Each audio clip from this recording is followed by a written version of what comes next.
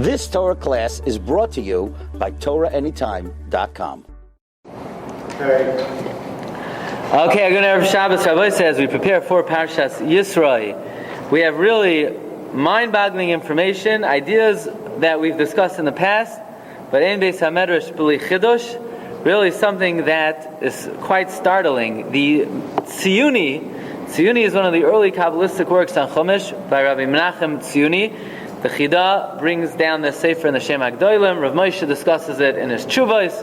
Rav Moshe questions exactly where the Sefer Tziyuni comes from, but nevertheless it's a Sefer quoted by many Kadmonim, such as the Shla, such as the Taras Chaim, and he makes the following mysterious comment in his introduction to Parshas Korach.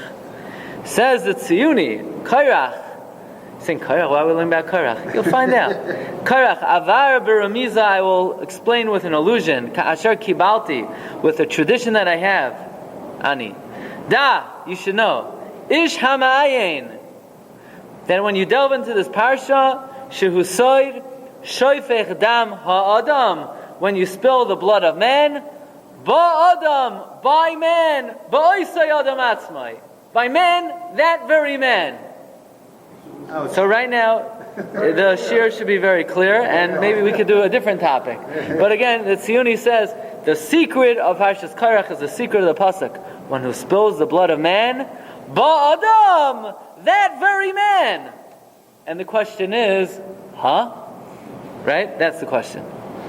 Well, in this week's Parsha, Yisro, Moshe Rabbeinu's father-in-law, sends a message to his son-in-law, Ani chaysencha Yisro ba'elecha ve'ishtecha u'shenei baneha ima. I, your father-in-law Yisro, are coming to you, and your wife and her two sons with her. Says Rashi, what is the significance of Yisro's comment? I am coming, and your wife and your two sons. What Yisro was saying is, if you don't want to come out on my account, say begin ishtecha. Go out to honor your wife. And if you don't want to go out to honor your wife, say begin shnei vaneh. Go out on account of her two sons.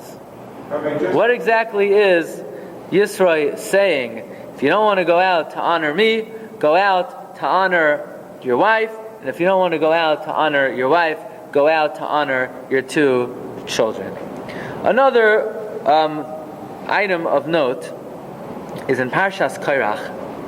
We find that when Moshe Rabbeinu was warning Korach, and he was speaking to Rebbe Shem, he's saying, Rebbe Shem, please take care of these people. And Moshe Rabbeinu gives a siman to Korach. He says, Korach, you know how everyone will know that you're a farce, that you're a scam artist, that I'm the true Navi Hashem. Ve'im beria yivra Hashem. If a creation, Hashem will create. What's the significance of that double lashon? Ve'im beria yivra Hashem. And if a creation, a bria, God will create. It should say ve'im yivra Hashem, or ve'im bria. What's ve'im bria yivra Hashem? By the way, in Masechta Sanhedrin Adaf Kuf Yud, the Gemara tells us a very surprising idea that Korach went so far not only as to accuse Moshe Rabbeinu of nepotism, but Moshe Rabbeinu accused Moshe Rabbeinu of adultery. In fact, Korach went to his wife and he tells her, look, I don't want to see you anywhere near Moshe Rabbeinu. Watch out for that. In fact, the Gemara says he was Choshei Moshe from Eishes Ish.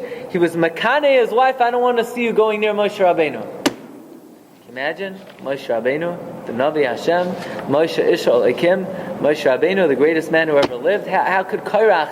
What could bring him to such audacity to accuse Moshe Rabbeinu of such a thing? It would seem almost impossible. No one would ever dare do that about a Gadol b'Yisrael in our generation. Certainly not in, say, a Gadol b'Yisrael, but certainly not in times past, and certainly not Moshe Rabbeinu.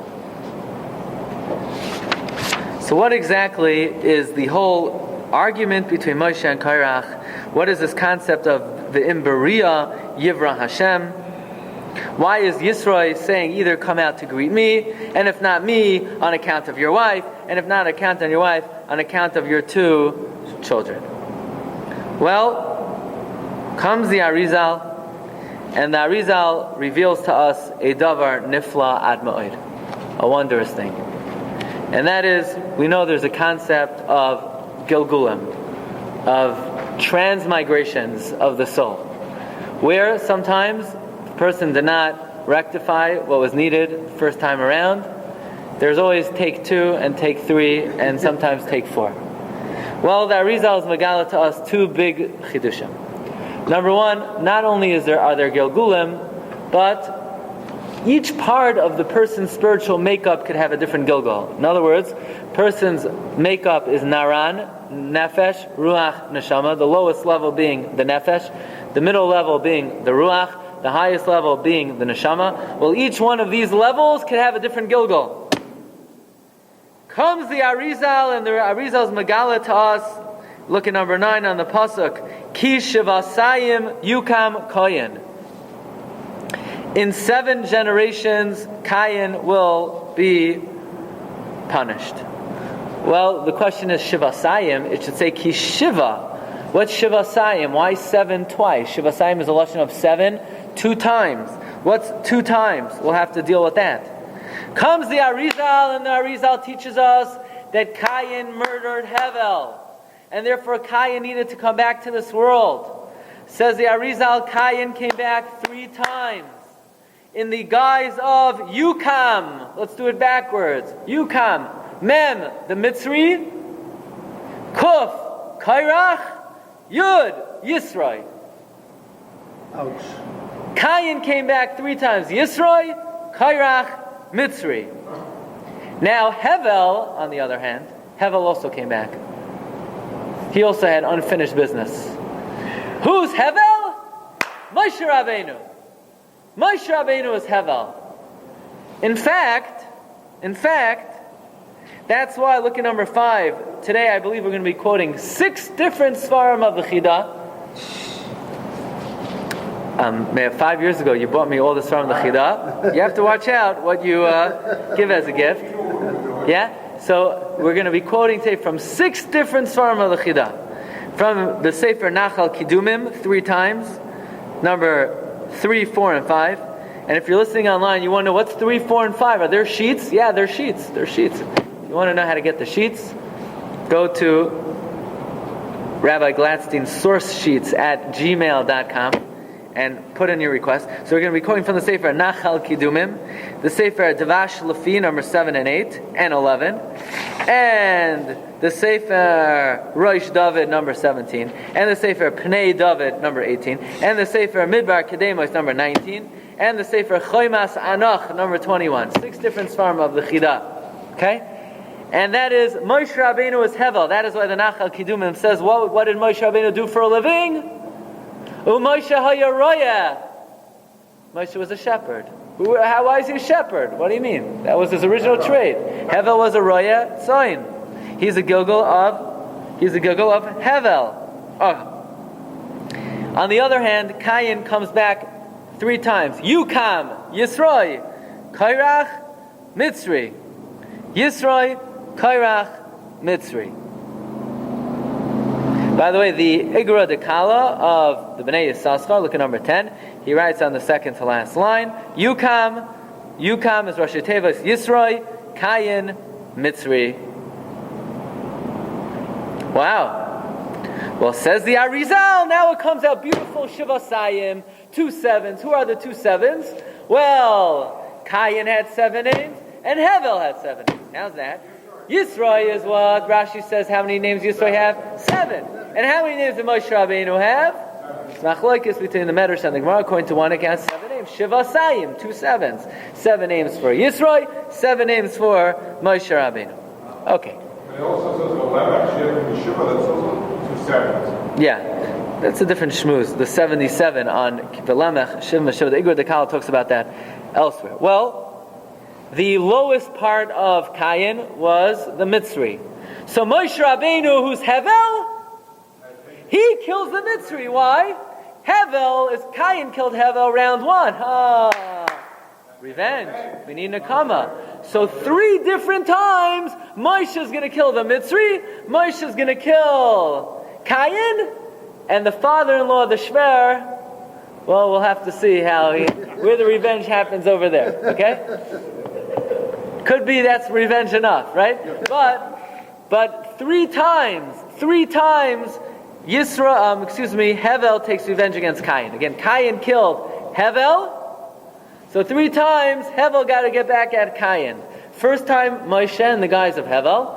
Now, how does he kill the Mitzri? The Mitzri is the nefesh, the lowest part. So Moshe Rabbeinu has to elevate it. How is he going to elevate it? Shem Hashem. He killed it. He's going to kill the Mitzri with the Shem HaMefarash. By the way, that's what the Zohar HaKadosh says. Arizal points out, look at number 6. The Arizal says that is why they never wanted to kill Bilam with the Shem HaMefarash, because when you kill someone with the Shem HaMefarash, it elevates the neshama. So the Mitzri was killed with the Shem HaMefarash. He's elevated to who? Yisro. He's elevated to Yisro. That's why Bilam always davened, Tamos Nafshi, Mois Yesharim. He wants to die, the Mois Yesharim with the Shem HaMefarash, but he wasn't. He did not have that privilege. Okay. So comes Moshe Rabbeinu. It's hard to ask questions on these things, yeah? You have a question. How could you be the Gilgul? So how could you come back as 3 different people simultaneously? When you know how the system works, you'll understand how that's possible. Okay? One is the nefesh. The nefesh is the mitzri. One is the ruach. The ruach is koirach. One is the neshama. That is Yisro. Yisro was in the device of the power, right? Yeah. So the Mitzri, so he was the Mitzri and the advisor of power at the same time. Yeah, he was the different chalakim of the neshama come back as different things. Fine. So comes the Chida. The Chida says, let's go immediately to number 3.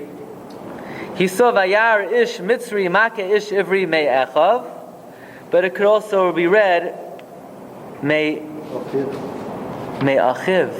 He saw his brother. In other words, Moshe Rabbeinu sees his brother. Moshe's brother? Aaron wasn't there. Yeah, the Mitzri is his brother. How's the Mitzri Moshe's brother? Because Moshe is Hevel and the Mitzri is Cain. So he sees his brother. So what does he do? He puts in Vayaches HaMitzri Vayitzmeneo B'choil Roshei Tevois Es HaMitzri Vayitzmeneo B'choil Oy Havoy. He loved him. Moshe, that's what you do to someone who loves. Yeah, that's his brother. He was masaking him ba'ava. Not like Cain that killed Hevel. Moshe killed the Mitzri b'shem HaMefarash. Well, comes the Chida, and the Chida says like this: how did Cain kill Hevel?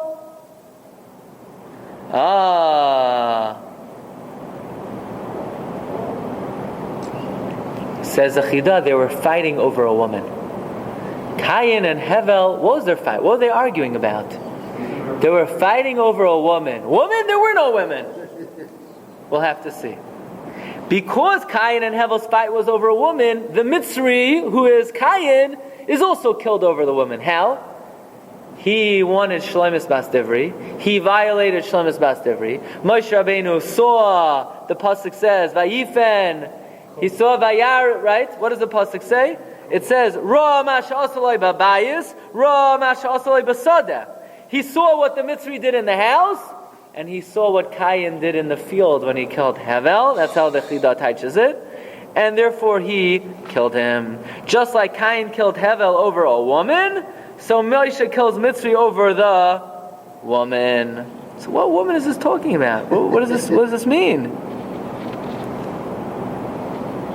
By the way, what does Kairach say? Madua tisnasu al kahal Hashem. Says the Chida, kahal, Rashi Tevois, Cain, Hevel, Levi.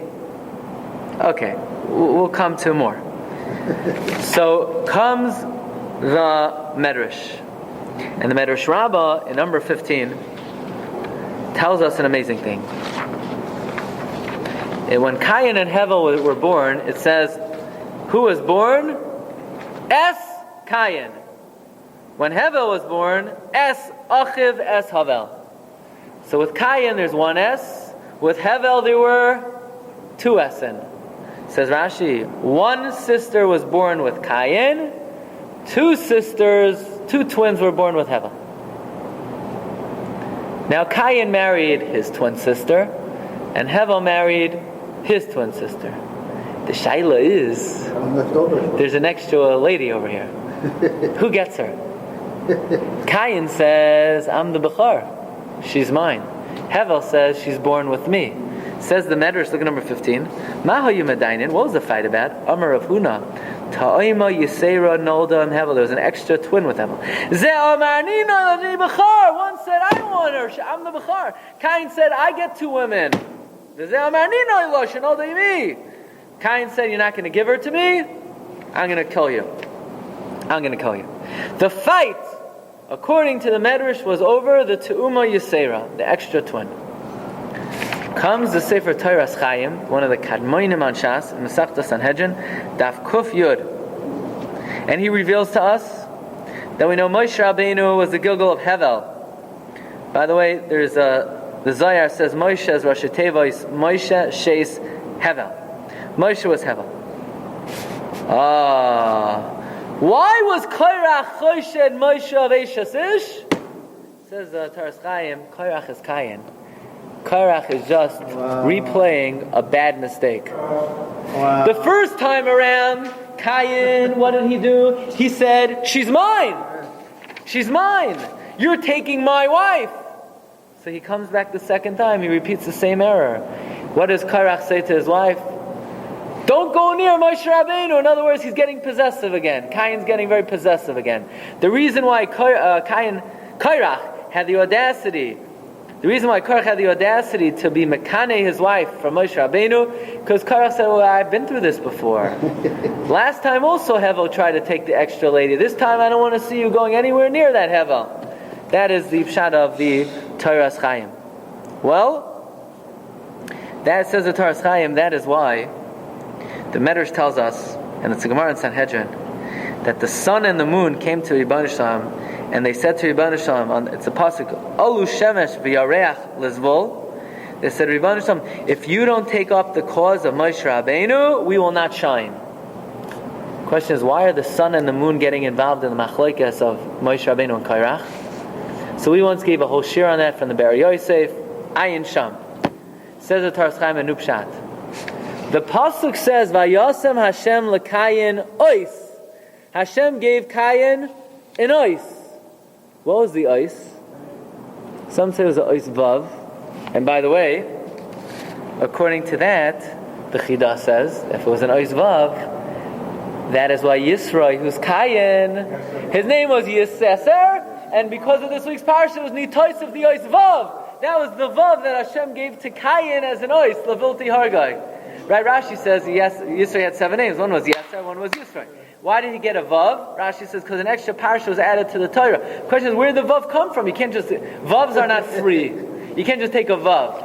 Let's say your name is Yaakov. You can't just add a vav to it. So your name is Yosef. You can't just be called Yosefai, right? You can't just, vavs come at a premium. Vavs are costly. Everything costs a lot of money, especially vavs. So where did the vav come from? The answer is, Vayasem Hashem l'kayim ois. The Arizal says that ois was the ois vav. This is from the Pnei David in Parsha Yisro number 18. So therefore, Yeser is given the letter vav Yisro. What was the vav again? They add the vav that Hashem gave Cain levilti harga, that nobody should kill him. But the Torah Chaim adds like this. Says the Torah Chaim that what was the ois that Hashem gave Cain that nobody should kill him? Wasn't it a hay on the forehead? According to the Kabbalah, it was ois vav. The answer is like this. In Bereshis Rabbah it says that the ois was that the sun shone on Cain. What's the significance of the sun shining? You know, the pasuk says that if somebody is coming and sneaking into your house, the Gemara says, if he's not coming to kill you, you can't kill him. What's the terminology the Psukim use when it talks about that he's not coming to kill you? The pasuk says, Im zarcha hashemesh olav. If the sun is shining on him. Sun shining is a metaphor to somebody coming innocent. Don't touch the guy. In other words, when the Torah wants to say the guy is innocent, don't touch him, the usage the Psukim use is the sun is shining on him. So what was the protection to Cain, that Cain is innocent, that nobody could touch him? The ois, according to Mezrah, was the sun is shining on him. Well, comes the sun and the moon and says, this Cain guy, he's coming back around too, he didn't learn his lesson. If you don't let Moshe take revenge now against Cain, I will not shine. In other words, Rebbeinu Shalom, it's not fair that you want me to shine on Cain, that nobody should harm him. I will not shine anymore. That is why the sun and the moon got involved in the machlokes Moshe Rabbeinu and Korach. Because since Korach was repeating his error, and the whole reason he was protected the first time was, who's protecting Cain? The sun. Therefore the sun says, if you don't allow Moshe to take revenge against Korach, I will not shine. I will not shine. Well, then the Torah Chaim says a davar nifla. Another pshat in the Shivasayim. So far we have two pshat. We have one pshat. One pshat in Shivasayim is 2 sevens. Right? What are the 2 sevens? The 2 names of Yisro and the 7 names of Yisro and the 7 names of Moshe. Comes the Torah Chaim, another pshat. 7 generations, right? Hashem said we're going to protect Cain 7 generations. Well, how many times did that happen? It happened twice. The first time was Cain. What were the 7 generations of Cain? And that the first time is 7 generations. The first 7 generations are 7 generations from, Rashi says, Cain to Lemech.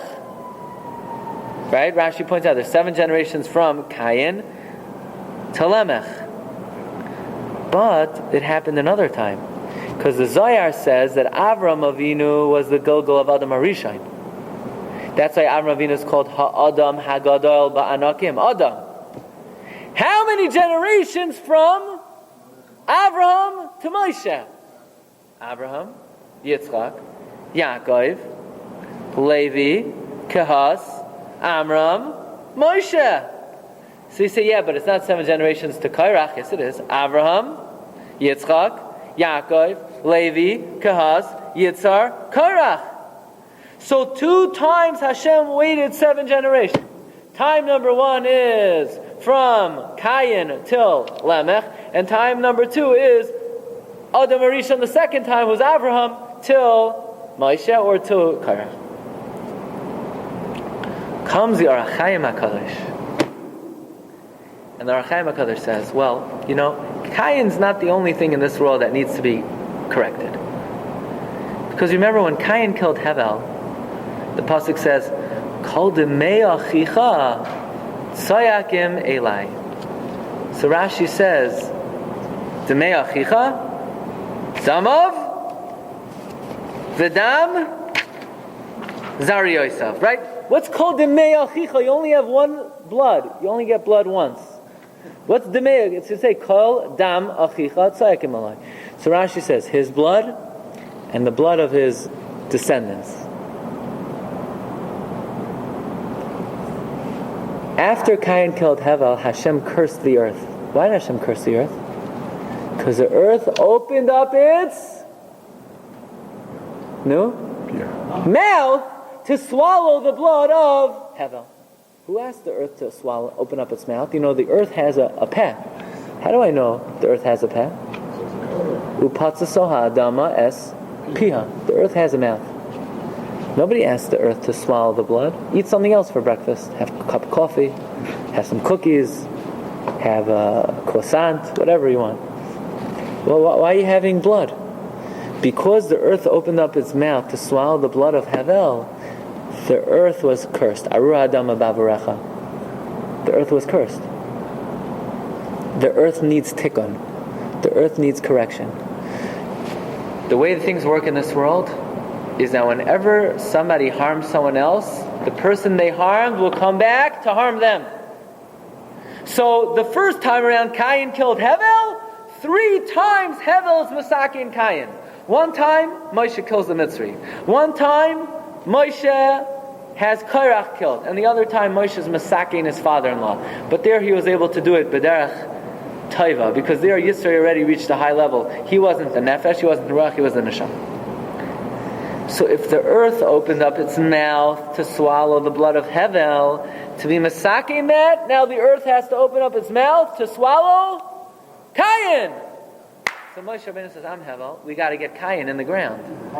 Im Bria Yivra Hashem, the double Lashon, says our Chamakas. A Bria that God once created, He needs to recreate it. In other words, not just the earth's going to open up its mouth. That very mouth that swallowed the blood of Hevel, that very mouth needs to open up its mouth to swallow the blood of Kayin, Kairach. Says the Archaim HaKodesh, an amazing thing. If you pay attention to Parak Shira, everything in creation sings Shira, with one exception. The earth. The earth does not sing Shira. You know why? Because in order to sing Shira, you need a mouth. If your mouth is closed, you can't sing. Try it. Good. You can't do it. You can't sing Shira. Try to hum with your mouth closed. You can't sing though. You can't sing. That's why in Parak Shira, what does it say about the Aretz? Miknaf ha'aretz zmiros shamanu. From the edge of the earth, I heard zmiros. Why the edge of the earth? Why not the earth itself? Once the earth opened up its mouth to swallow the blood of Hevel, it was punished. Its mouth was sealed shut forever. It cannot even sing Shira to Hashem. Where does the Shira come from? Miknaf ha'aretz zmiros shamanu. We hear Shira from the edge of the earth. So says the Archaim HaKadosh, but Moshe Rabbeinu was mispalel. If that peh that opened up its mouth to swallow the blood of Hevel, if Hashem recreates it, that will be a sign that I'm the real Navi Hashem. The Imbria Yivra Hashem Upatzasa Ha'adama Espiha. Amazing explanation of the Archaim HaKadosh. It says the Torah Chaim, that's why Kairach, who's Kayin, challenged his wife from Moshe Rabbeinu, because since the first time the fight was over the Tu'uma Yisera, the second time Kairach also is back, but he didn't learn his lesson. He's challenging his wife from Moshe Rabbeinu. Rabbi said, we are not done.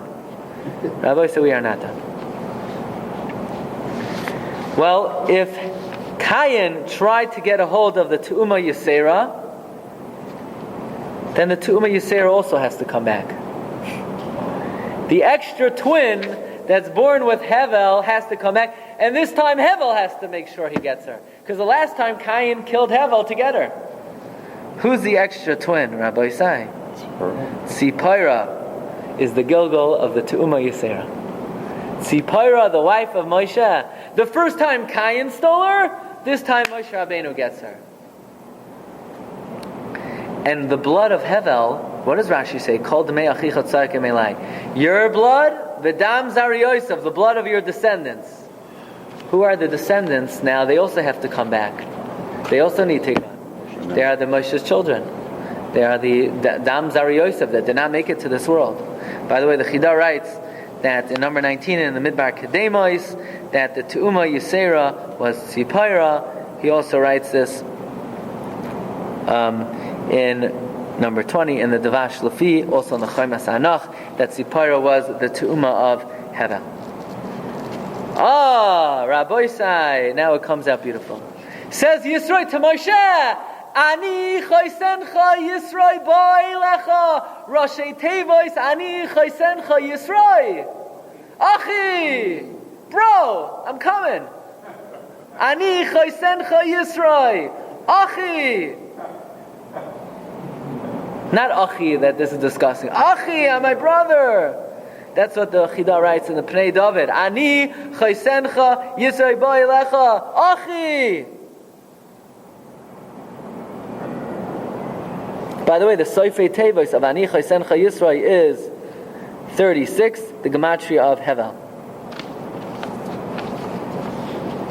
Achi, right? Yeah, that's good enough.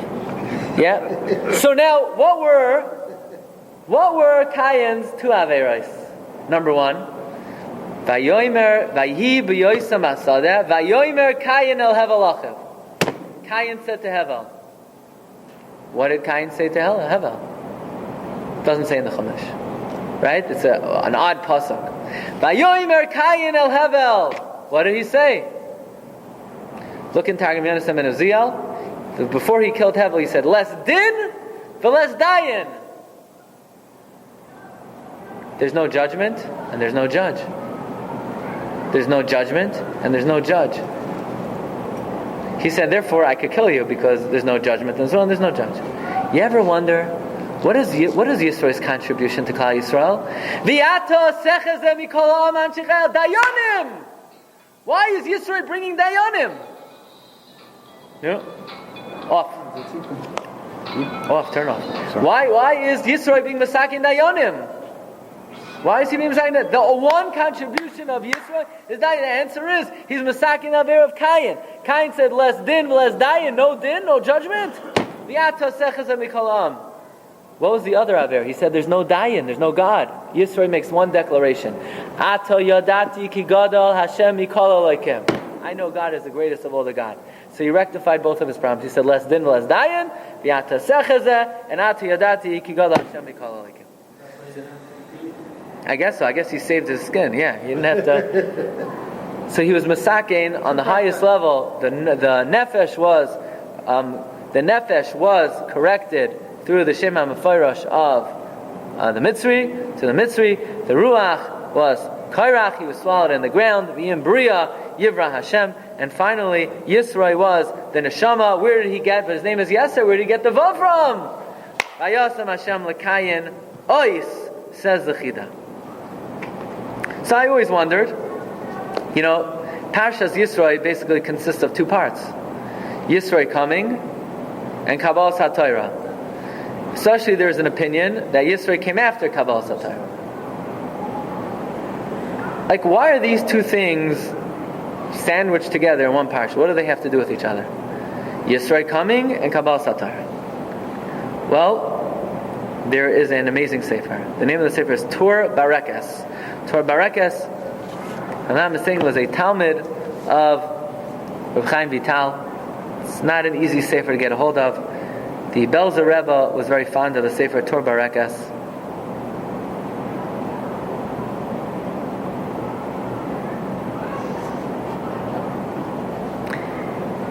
And the Tur Barekes is Megala, a tremendous side. And that is, anybody know how many days Hevel lived?